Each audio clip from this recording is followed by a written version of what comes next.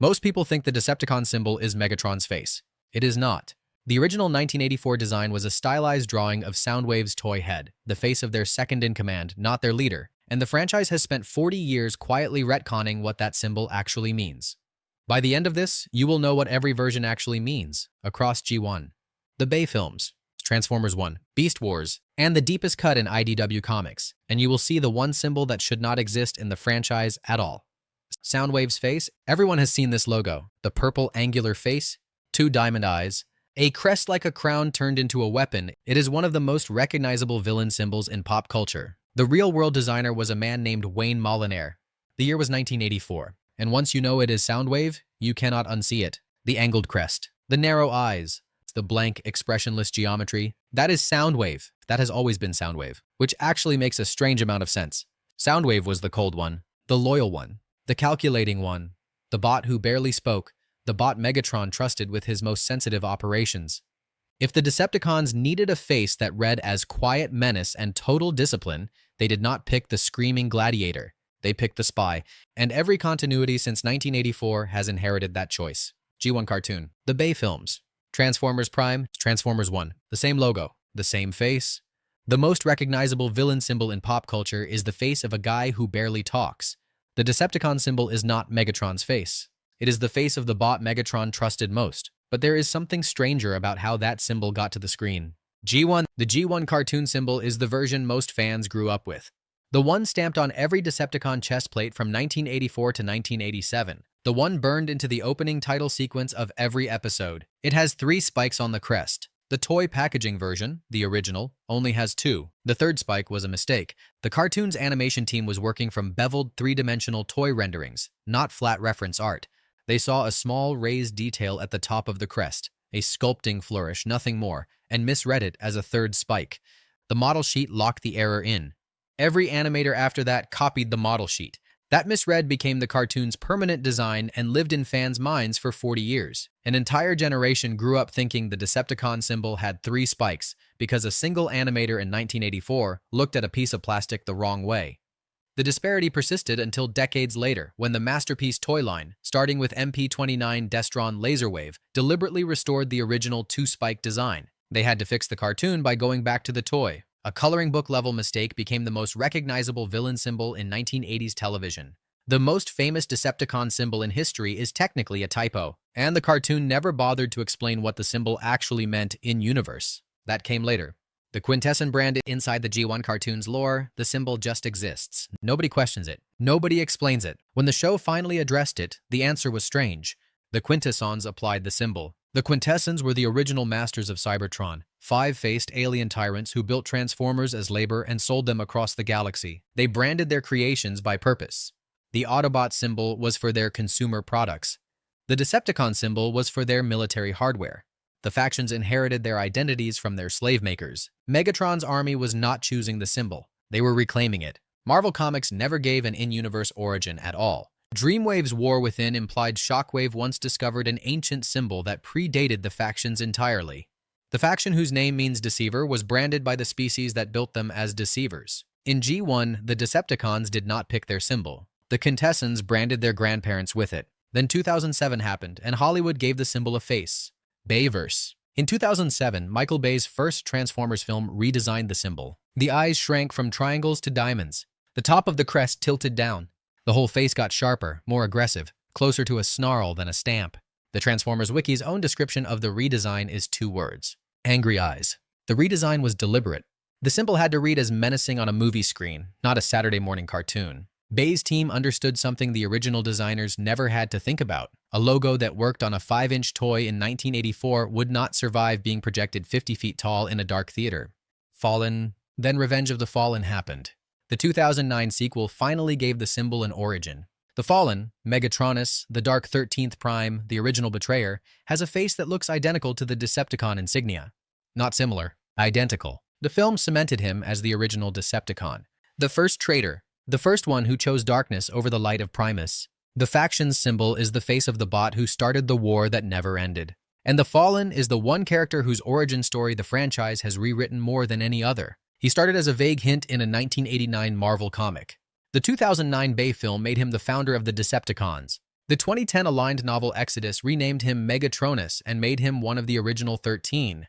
By 2013, the Covenant of Primus retconned him again, from willing traitor to tragic victim manipulated by Liege Maximo. The face on the Decepticon flag belongs to the bot whose own past nobody can keep straight. Real-world side note, the Fallen's face was not designed to match the Decepticon symbol. The symbol was retroactively redesigned to match the Fallen's face.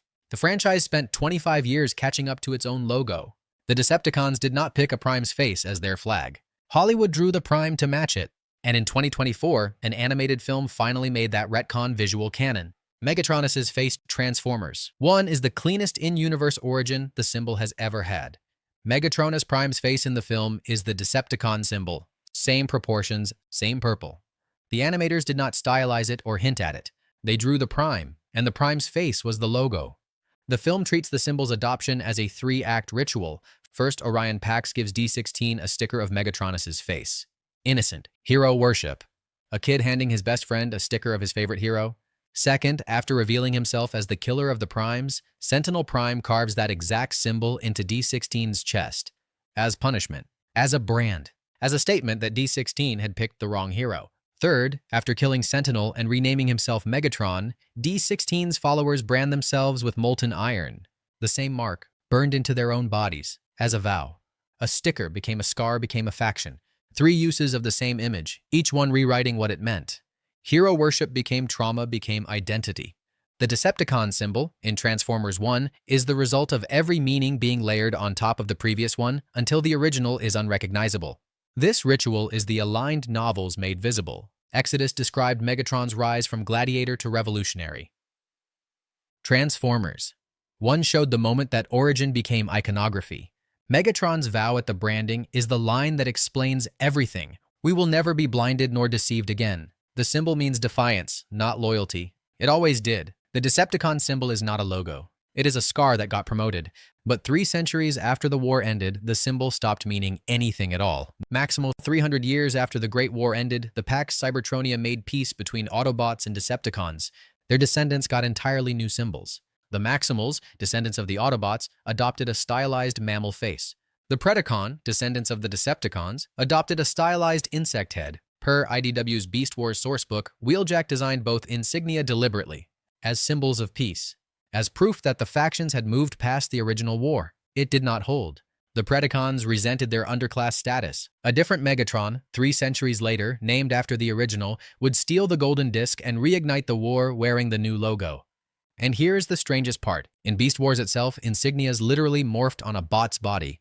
Rattrap once shifted his maximal symbol to a Predacon one for a con. Waspinator gained a Decepticon insignia, while possessed by Starscream's Spark. A Transformers faction logo is not a tattoo. It is a setting. Loyalty in this universe is a programmable field. Wheeljack designed the new symbols as a peace treaty. They lasted about 300 years. Now the deep cuts, the symbols most fans do not even know exist. Seekers. Within the Decepticon ranks, sub-factions had their own marks. Most never make it to the screen long enough to be noticed. These marks were not designed in a vacuum.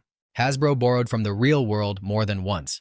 The Decepticon Air Force symbol, worn most famously by Prime Dreadwing, is based on the roundel of the actual Philippine Air Force, a sovereign nation's military insignia, lifted directly into a children's toy line. The Seekers wear the badge of a real-world country's Air Force, and the franchise has never once acknowledged it. It is not the only borrowed mark. The Cybertron Guard symbol, used by Decepticons under Shockwave's command, went unnamed in 1984's Divide and Conquer episode. It only got its name in 2007 when Takara Tomi's World of the Transformers website cataloged it retroactively. A symbol on screen for 23 years before anyone gave it a name. And the Combatron symbol used in Japan's car robots in 2001 is literally an upside-down G2 Autobot logo. Hasbro removed it for the Western release. One continuity note worth flagging. The franchise has 40 years of insignias that exist in some markets and not others. Same character, different brand. The Decepticons sub-factions do not have a coherent visual language. They have a scrapbook. The Decepticons have more logos than most countries have flags. Which brings us to the symbol that should not exist. The G2. In 1992, Hasbro relaunched the Transformers brand as Generation 2. New toys, new colors, new marketing. The G2 line came with a redesigned Decepticon symbol. Sharper, more stylized. Branded onto Bludgeon's Decepticons around 1991, just before the relaunch. That same symbol was already being used by somebody else. The Cybertronian Empire, a faction led by G-Axis that considered itself neither Autobot nor Decepticon, wore an identical insignia. Same shape, same proportions, same crest. Different color, and that is the only difference. Two warring factions, both claiming the same logo, neither aware the other existed. The Transformers wiki itself describes this as inexplicably identical. There is no canonical explanation. Bludgeon's Decepticons adopted the symbol unaware G-Axis was using it. G-Axis's empire never realized either. The franchise has never reconciled it. Two enemies, one flag. By accident. This is from the 1993 Marvel Generation 2 comic series, 12 issues. The storyline where Cybertronians had evolved past Autobot or Decepticon entirely. A faction of bots who believed the original war was over and that everyone still fighting it was obsolete. The exact moment the franchise tried to grow up, the symbol could not keep up with it. Here's the production detail that reframes everything. The G2 Decepticon symbol was meant to replace the original. It failed completely. Beast Wars launched in 1996. The symbol was abandoned, and nobody noticed it had been used by two enemy factions at once. It is the only logo in 40 years of franchise history nobody can explain, and nobody bothered to fix. The G2 Decepticon symbol is the only logo in franchise history that two enemies wore by accident. The Decepticon symbol is not a logo. It is 40 years of a franchise arguing with itself about what evil should look like, and never quite settling the question. Which symbol design do you think tells the most story?